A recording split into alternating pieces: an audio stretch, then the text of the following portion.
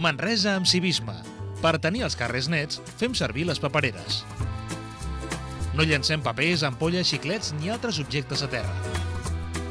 Som responsables dels residus que generem. Cal utilitzar correctament els contenidors.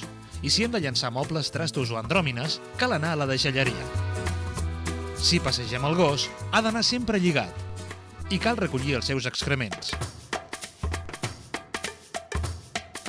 Respectem les persones que conviuen amb nosaltres. Cedim el seient al transport públic a la gent gran. Obrim la porta a les persones que van carregades o amb cotxet. Ajudem els veïns. Fem de Manresa una ciutat amable. Perdona, que em pots donar l'hora, sisplau?